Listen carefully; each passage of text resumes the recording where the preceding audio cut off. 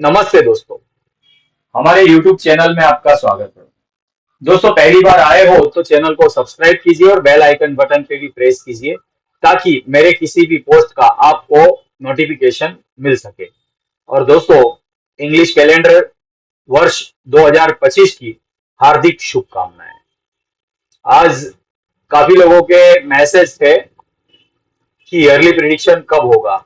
और दोस्तों, कल ही मैं मोस्टली हर साल 31st को ही करता हूं, लेकिन कल थोड़ा जुकाम ज्यादा था इसलिए वीडियो नहीं बना पाया। उससे पहले दोस्तों, फाइनेंशियल एस्ट्रोलॉजी का जो है हर साल मेरा एक बैच स्टार्ट होता है और इस साल भी जनवरी अंत में या फरवरी में नया बैच स्टार्ट होने वाला है। अगर कोई इंटरेस्टेड है तो स्क्रीन पर मेरा कॉन्टेक्ट नंबर है, वहां से मेरा कॉन्टेक्ट कर सकते हैं। वैसे 3 मेंबर तो हो चुके हैं और सिर्फ 2 मेंबर लेना है, और अगर उससे ज्यादा भी आए तो भी मतलब ले लेंगे, लेकिन 2 मेंबर की जगह खाली है। देखते हैं, अगर कोई इंटरेस्टेड है तो मेरा कांटेक्ट करना है। और दोस्तों, ईयरली प्रिडिक्शन मैं आज से नहीं, मैं करीब 2016 से कर रहा हूं और उसमें 2021 का थोड़ा रॉन्ग गया था। और उसके अलावा मोस्टली जो है 80 के ऊपर का परसेंटेज आता है। और इस साल मुझे थोड़ा जो है कि डिलीट करना पड़ा क्योंकि प्रेशर आया था। उसमें थोड़ा बहुत मतलब जो है कि मेरी गलती थी, जो कुछ वर्ड्स यूज करना नहीं था जो सेबी के रूल्स के खिलाफ था, इसीलिए मुझे वो वीडियो डिलीट करना पड़ा था। और बाकी तो जो है कि हमने ईयरली प्रिडिक्शन में पूरा दिया हुआ है कि 4 दिसंबर से मंदी बताया हुआ था। अब ज्यादा कुछ बात न करते हुए मैं आज यहाँ वर्ष का राजा ये वो बहुत ज्यादा लंबा नहीं हो सके इतना वीडियो शॉर्ट बनाने की कोशिश करूंगा, क्योंकि मुझे खुद को नींद आ जाती है लंबे वीडियो देखने में। सबसे पहले सूर्य संक्रांति की बात करते हैं दोस्तों। मकर संक्रांति मंदी कारक है। कुंभ की संक्रांति वो भी मंदी कारक है। मीन की संक्रांति वो भी मंदी कारक है। मेष की संक्रांति तेजी कारक है। वृषभ की संक्रांति तेजी कारक है। मिथुन की संक्रांति जो है फ्लैट है। और फिर उसके बाद कर्क की संक्रांति मंदी कारक है। और सिंह की संक्रांति वो भी फ्लैट है। कन्या की संक्रांति मंदी कारक है। और तुला की, वृश्चिक की और धनु की संक्रांति जो है वो तेजी कारक है। धनु की संक्रांति अच्छी तेजी भी हो सकती है। और उसके अलावा चंद्र की सुमंती की भी एक साथ में बात कर लेता हूं। आज पौष की संक्रांति है वो मिक्स है।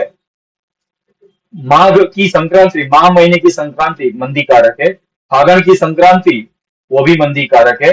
चैत्र की संक्रांति वो भी मंदी कारक है। फिर आता है वैशाख की संक्रांति, मंदी से लेकर तेजी की तरफ उगलने वाला। ज्येष्ठ की संक्रांति फ्लैट टू बुलिश। आषाढ़ की संक्रांति वो तेजी कारक है, लेकिन फ्लैट टू तेजी कारक है।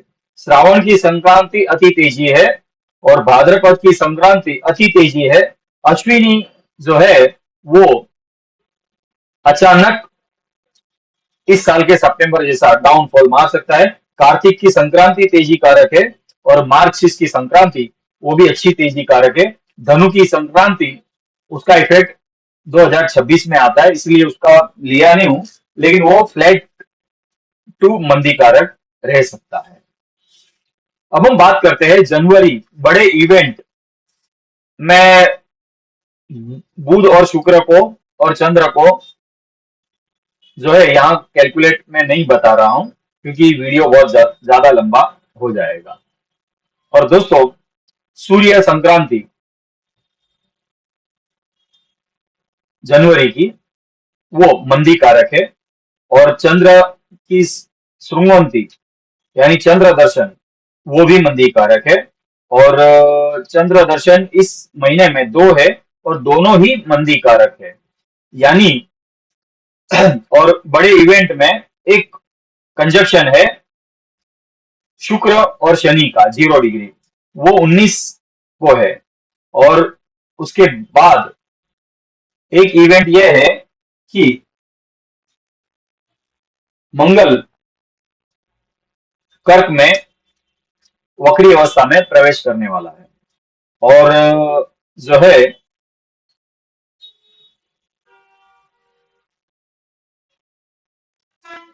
सूर्य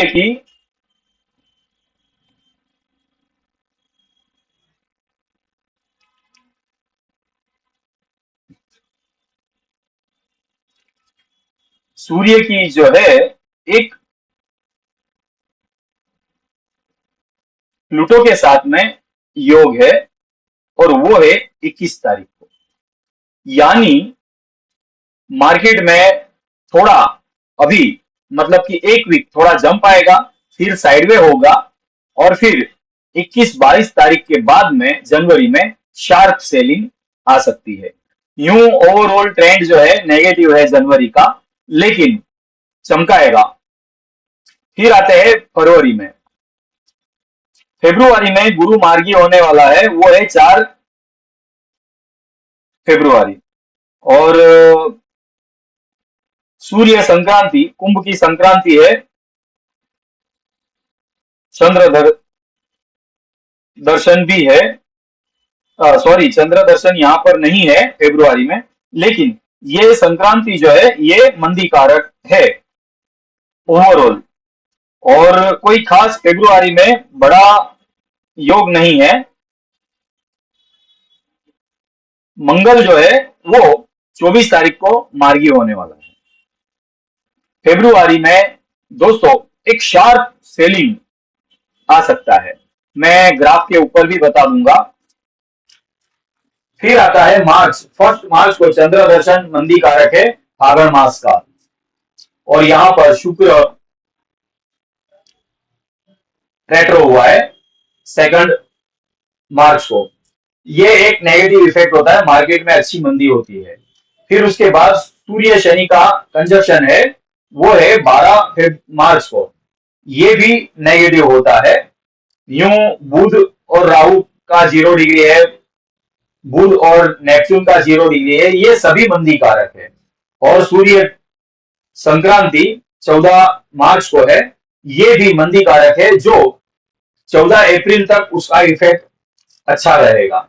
और सूर्य राहु का 18 तारीख को एक कंजक्शन है, जो पहले 5 दिन तेजी देता है। यानी 18-19 से लेकर सॉरी 15 से लेकर 18-19 तक जो है एक तेजी रह सकती है। उसके अलावा सभी जो है नेगेटिव योग है। और यहां पर 29 मार्च को शनि मीन राशि में प्रवेश करने वाला है, और ये भी मंदी कारक है। और दोस्तों मार्च महीने में 2 चंद्र दर्शन है। चैत्र मास का चंद्र दर्शन 30 मार्च को है, ये भी मंदी कारक है। फिर आते हैं अप्रैल। मंगल मार्गी होने के बाद कर्क में फिर प्रवेश करेगा 3 अप्रैल को, और बुध जो है वक्री से मार्गी होगा। शुक्र भी मार्गी होगा 13 अप्रैल को। 14 अप्रैल सूर्य संक्रांति, ये थोड़ी तेजी कारक है, जिसका इफेक्ट 24 अप्रैल से स्टार्ट होगा, जो तेजी कारक रहेगा। और 29 अप्रैल को वैशाख चंद्र दर्शन है, ये साइडवे रहने का अनुमान है। और दोस्तों यूं कहूं तो ओवरऑल 24 अप्रैल तक मार्केट एक बॉटम बनाएगा, और वो बॉटम अगर कहूं तो 15%, 20% भी आ सकता है, और 30% की भी मंदी आ सकती है। 24 अप्रैल ये याद रखना है। फिर आता है मई महीना, प्लूटो वक्री होता है। 4 मई को प्लूटो वक्री है, और गुरु मिथुन में प्रवेश करेगा।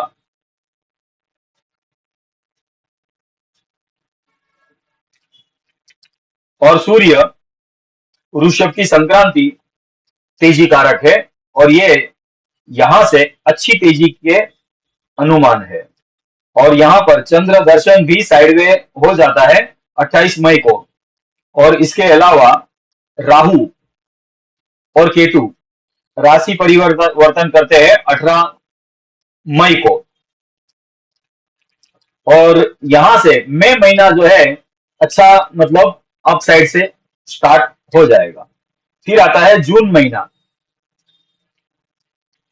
मंगल सिंह राशि में प्रवेश करेगा 7 जून, और 15 जून को सूर्य संक्रांति है मिथुन की। ये थोड़ी सामान्य मंदी कर सकता है, और उसका इफेक्ट जो है वो 24 जून के बाद होगा। और 26 को आषाढ़ चंद्र दर्शन है आषाढ़ मास का, ये थोड़ा सामान्य है। यानी मई महीने की तेजी और फिर थोड़ा मतलब सामान्य हो सकता है या रिट्रेस ले सकता है। जुलाई महीना नेपच्यून वक्री होता है और शनि भी वक्री होता है। सूर्य 16 जुलाई को कर्क राशि में प्रवेश करेगा, ये थोड़ा मंदी कारक है, जिसका इफेक्ट 16 से 26 जुलाई रहेगा।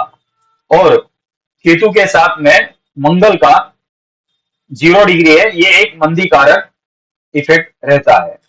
और फिर मंगल राशि प्रवेश करेगा सिंह राशि में। यानी जुलाई महीना जो है वो एक बार फिर से मतलब रिट्रेस से तेजी की तरफ चलेगा, लेकिन ये यहां पर बहुत ज्यादा वोलेटाइल रहेगा मार्केट। अप साइड और डाउन साइड दोनों इफेक्ट आ सकते हैं। फिर आता है अगस्त महीना। यहां पर सूर्य सिंह राशि में प्रवेश करेगा, और ये बहुत अच्छी तेजी का महीना है, जो 17 जुलाई से 27 जुलाई तक एक बेस्ट मतलब अच्छी तेजी है। और फिर उसके बाद भी अच्छी तेजी है, क्योंकि 24 को भाद्रपद मास का चंद्र दर्शन है, वो बहुत मतलब अच्छा है। और यहाँ पर मार्केट जो है एक बार ऑल टाइम हाई ब्रेक कर सकता है अगस्त महीने में। फिर आता है सितंबर। यहाँ पर यूरेनस रेट्रो है, और सूर्य और केतु का 0 डिग्री है। ये एक इफेक्ट जो है एक भारी गिरावट का संकेत देता है। और फिर मंगल तुला राशि प्रवेश है, और सूर्य कन्या राशि प्रवेश है, ये भी मंदी कारक है। और फिर यहां पर जो है अचानक यानी सितंबर महीने में 2024 की तरह 25 में भी अचानक डाउनफॉल आने की संभावना है। दोस्तों हर साल उसी टाइम आता है ये जरूरी नहीं है, लेकिन इस बार भी सेम जो है लास्ट ईयर जैसा ही डाउनफॉल आने की संभावना है। और फिर उसके बाद आते हैं अक्टूबर। प्लूटो मार्गी होता है, और तुला की संक्रांति सामान्य फ्लैट टू बुलिश रहने की संभावना है। और कार्तिक मास का चंद्र दर्शन 23 अक्टूबर को है, और यहां से बहुत अच्छी तेजी हो सकती है। लेकिन दोस्तों 2024 के डाउनफॉल जैसा फॉल 25 में इतना बड़ा नहीं है। अचानक डाउनफॉल आएगा, लेकिन वो 15 दिन के लिए हफ्ते भर के लिए आएगा, फिर जो है मार्केट तेज होने की संभावना है। फिर आते हैं नवंबर। बुध वक्री 10 नवंबर को, और 11 नवंबर को गुरु वक्री होगा। और फिर 16 को सूर्य वृश्चिक राशि में प्रवेश करेगा संक्रांति, ये सामान्य टू तेजी कारक है। और बुध जो है वक्री अवस्था में वृश्चिक से तुला राशि में प्रवेश करेगा, राशि परिवर्तन। और फिर शनि मार्गी होगा और बुध मार्गी होगा 28 और 29 को। और यहाँ पर चंद्र दर्शन 21 नवंबर को है, यहाँ पर भी बहुत अच्छी तेजी नजर आ रही है। और फिर आते हैं दिसंबर। दिसंबर में गुरु कर्क से मिथुन में आएगा वक्री अवस्था में।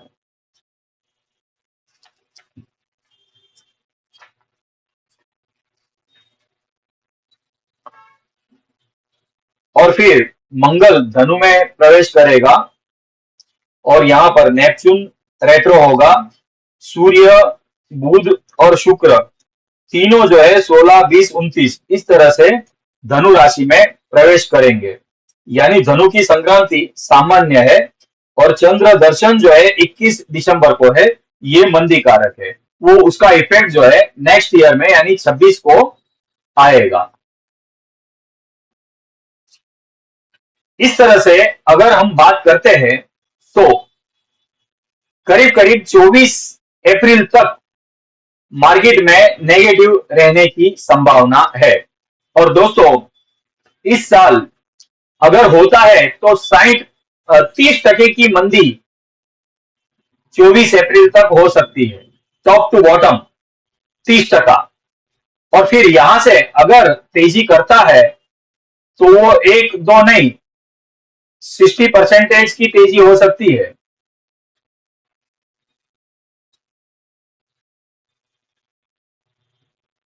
वो मैं आपको बड़े चार्ट पे बताता हूं।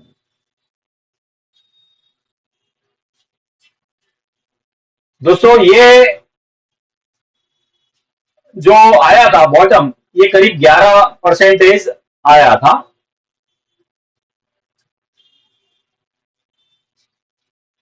ये देखिए 11%। अब अगर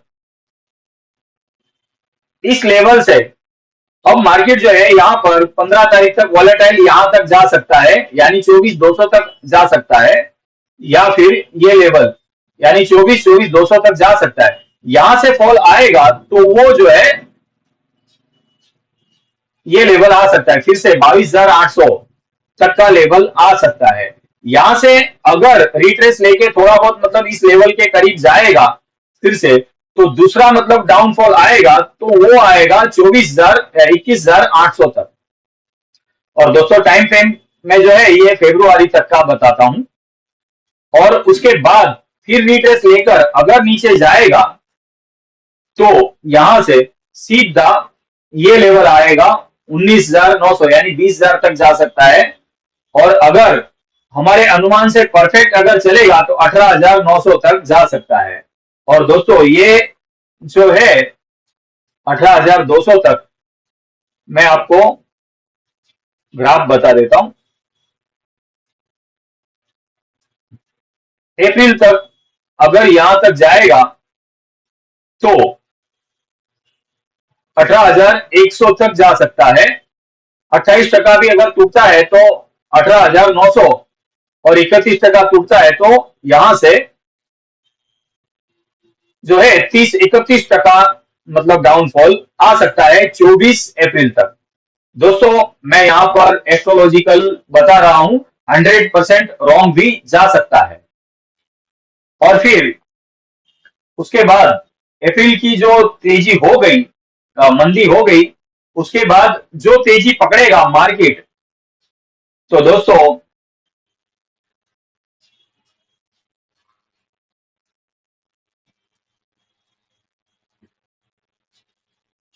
अगर इस लेवल से तेजी करेगा तो यहां तक जाएगा तो ये करीब करीब 58% की तेजी हो सकती है। यानी हमारा अनुमान जो है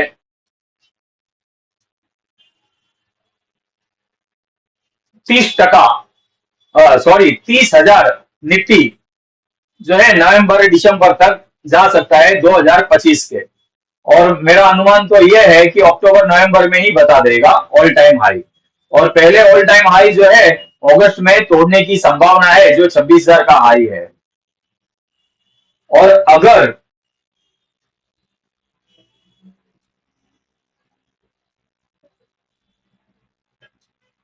18,000 का बॉटम बताएगा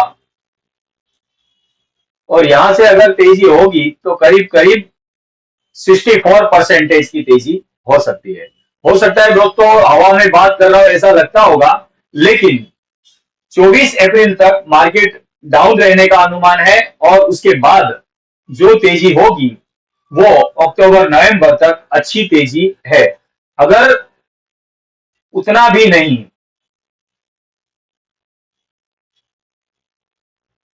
ये लेवल 21,700 तक भी आएगा तो भी 38% की तेजी इस साल देखने को मिल सकती है। और दोस्तों ये भी नहीं, अगर आपको तो